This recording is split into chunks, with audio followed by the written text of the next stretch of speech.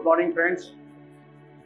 पिछले कई कम्युनिकेशन में हम लोग एस्ट्रोलॉजी पर चर्चा कर रहे थे and we had discussed about various planets, their nature, their property, their influence, various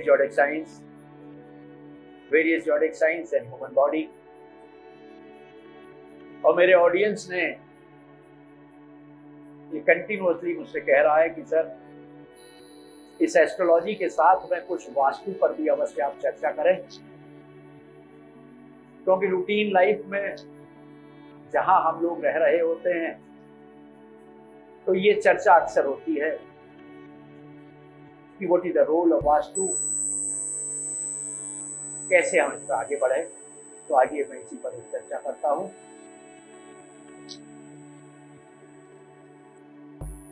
किसी भी प्लॉट को मकान खरीदने से पहले हम 2-3 तरीके से मकान बनाते हैं। या तो हम बना बनाया मकान खरीद लें, या बना बनाया फ्लैट खरीद लें, या प्लॉट खरीद लें। बने बनाए मकान में और फ्लैट में वास्तु का क्या दोष होगा, वो भूमि क्या वास्तु के लिए सही है या नहीं है, हम ज्यादा कुछ नहीं करते, क्योंकि वो स्ट्रक्चर ऑलरेडी बन चुका है और बनने के बाद जो दोष उसमें है उसके हम उपाय ही करते हैं।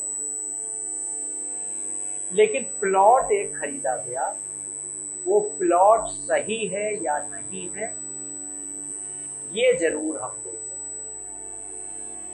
तो सबसे पहला काम तो ये करते हैं, जब ऐसे प्लॉट में आप स्वयं जाएं, भ्रमण करें और 5-10 मिनट घूमने के बाद अगर आपको कुछ एहसास हो कि कुछ आपको अच्छा नहीं लग रहा या मन खुश नहीं हुआ, तो समझ लें कि कुछ बुरी आत्माओं का निवास है। अगर आप ऐसा फील नहीं कर पाते तो अगर उस प्लॉट में गाय आप छोड़ते हैं, गाय खुश होकर टहलती रहती है, बैठ जाती है,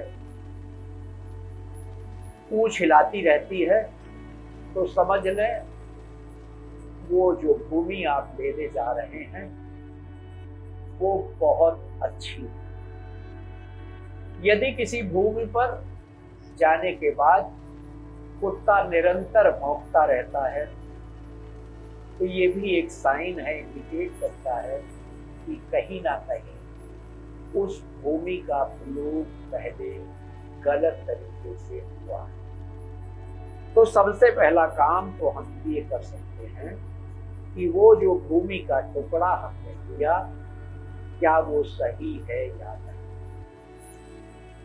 इसको करने के बाद जब हम नींव की स्थापना करते हैं तो उसमें हम एक कलश जरूर स्थापित करते हैं और उस कलश में चांदी के सांप का, नाग नागिन का जोड़ा अवश्य रखते हैं, लोहे की 4 कील जरूर रखते हैं, हल्दी की 5 गांठें, तुलसी की पत्तियां, पान की पत्तियां, मिट्टी का एक दीपक, छोटे छोटे 5 या 7 औजार, कुछ फल, नारियल, गुड़, कोई चौकोर पत्थर, शहद, जनेऊ, पंचरत्न, इन सबको सामान को उसमें अवश्य रखें और 9 के मल्टीपल में पिरामिड, मार्केट में वास्तु की दुकानों में पिरामिड मिल जाते हैं। 9 के मल्टीपल में, 9 के गुणक में, mean 9 pyramid, 18 pyramid, 27 pyramid, 36 pyramid या 9 के फल। इन सबको उस कलश में रखकर जमीन में अवश्य गाड़ दें। ये बहुत महत्वपूर्ण उपाय है और आगे आने वाले समय में आपका जीवन उस भूमि पर बने हुए मकान में कैसे गुजरेगा, इसका प्रभाव बहुत पड़ेगा।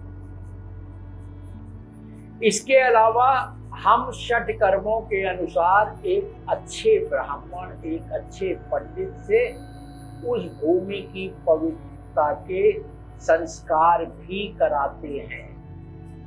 वो संस्कारों के बारे में मैं आगे आने वाले कम्युनिकेशन में चर्चा करूंगा, लेकिन इतना अवश्य करें कि जिसके नाम पर भूमि का टुकड़ा है वो कम से कम पूर्व दिशा या उत्तर दिशा की तरफ मुंह करके एक चंदन की माला से एक एक माला का जाप अवश्य करें।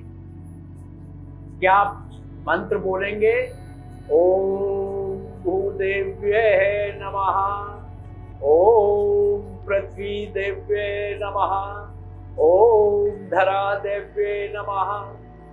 एक एक चंदन की माला से एक एक माला का जप मुख्य रूप से वो व्यक्ति जिसके नाम पर भूमि का टुकड़ा है पूर्व या उत्तर दिशा की तरफ मुंह करके जमीन पर आसन रखकर उस चारों ओर के वातावरण को शुद्ध करके इस श्लोक के साथ में ओम अपवित्र पवित्रो व सर्वावस्थागतो अपि वा या स्मरामि पुंडरीका ते ब्रह्मांतर शुचि अति नील घनश्यामम नीलनायक रोचरम अस्तुरामि स्मरामि पुंडरीका ते निष्णातो भवाम्य। इस श्लोक को पढ़कर पवित्र करके एक एक माला अवश्य करें। इसी प्रकार और भी बहुत सारे उपाय हैं जिस पर मैं आगे आने वाले वीडियो पर चर्चा करूंगा, लेकिन ये बहुत महत्वपूर्ण है,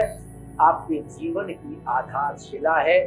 आगे आने वाले कम्युनिकेशन में मैं इस पर विस्तृत चर्चा करूंगा और इसका संबंध एस्ट्रोलॉजी से क्या है ये भी बताऊंगा। ये भी आवश्यक नहीं है कि आप उत्तर की तरफ मुंह करके या पूर्व की तरफ मुंह करके पूजा करें।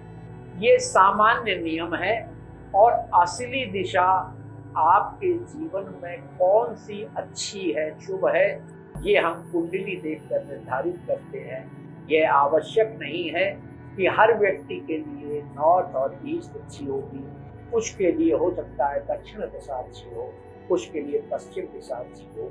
इस पर विस्तृत चर्चा करेंगे। धन्यवाद।